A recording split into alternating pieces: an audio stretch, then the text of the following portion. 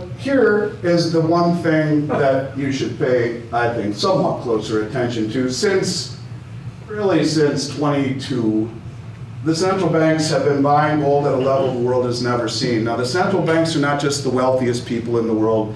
They are the most well-informed people in the world. They are the decision makers. They are the ones that set monetary course for all of humanity, in essence. And the fact that they are buying this amount of gold, now I will also like to say there's been all sorts of reports, including from TD Bank in Canada, from the head of the IMF, from a guy named Vince Lancy, who's a genius in my industry, from all sorts of people who are saying up to 85% of the gold that the central banks are buying is not reported to the IMF. And in essence, if you knew that they reclassified gold tier 1 and everyone's buying it, maybe it would be better to keep it quiet as how much you are buying.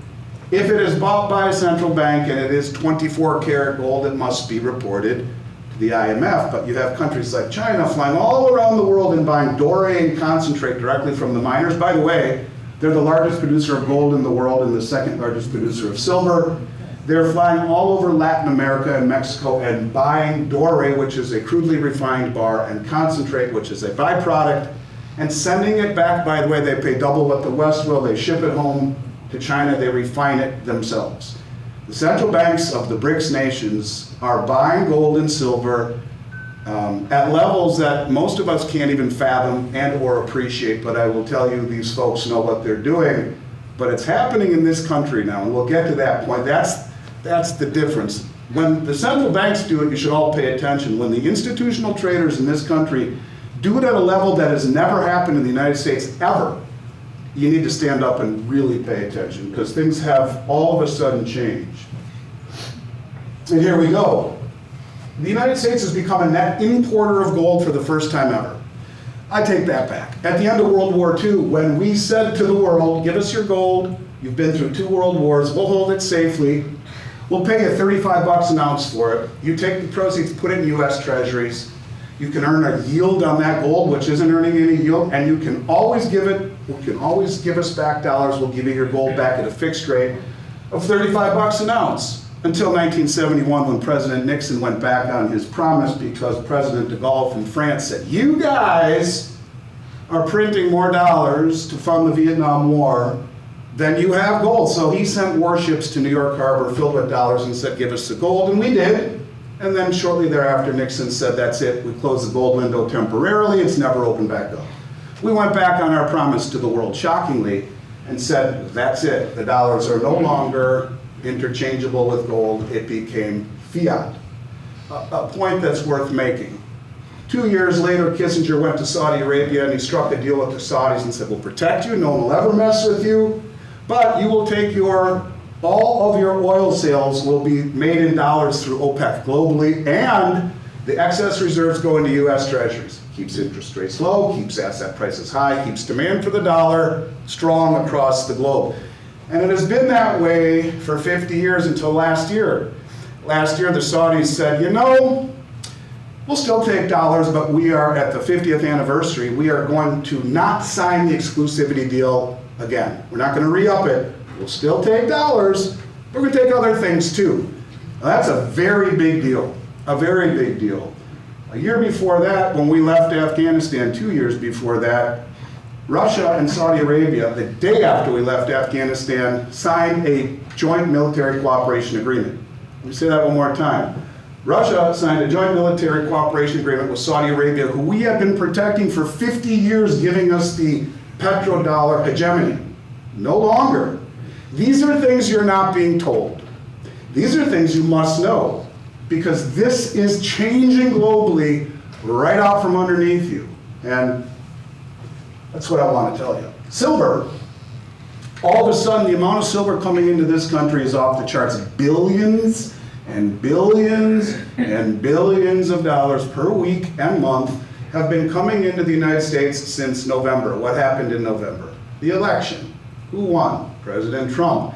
Somebody got to him and said, if we don't do this, we're dead in the water, because the rest of the world is. And since November, what we know of, it's been between 150 and 200 billion dollars worth of gold and silver have come into the COMEX, much of it leaving, some of it staying. But ask yourself, who's got that kind of bread? And why don't we hear anything about it? I hear nothing about it, and I scour to find out who the hell it is. My guess, a lot of it points to the Treasury Department, Scott Bessent under the guise of the Exchange Stabilization Fund. National security, don't need to tell Congress, shh, don't tell anyone. But I will tell you, the amount coming in is so far off the chart an anomaly. It would be 85 degrees here January 1. They're not going to open the course. It's an anomaly. That's what this is. You must pay attention. When the most sophisticated traders around the globe do it, great. When they're doing it here, never happened before. Wake up. It's a big deal.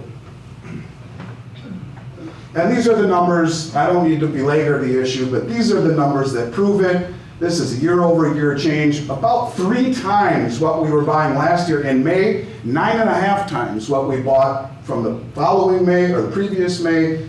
The amount of gold and silver coming in is so far off the charts, it's insane. And I can't really stress that enough because it's never happened before. We were net exporters of gold my whole 36-year career. Since the last 50, 60 years we've been net exporters. Now all of a sudden we're the biggest importer in the world. Secretary Bessent, this is something where it starts to move towards the big money in this country, acknowledging it. And I think Secretary Bessent is kind of at the heart of all of this. I know you can't read it back there, so I'll try and read this quickly.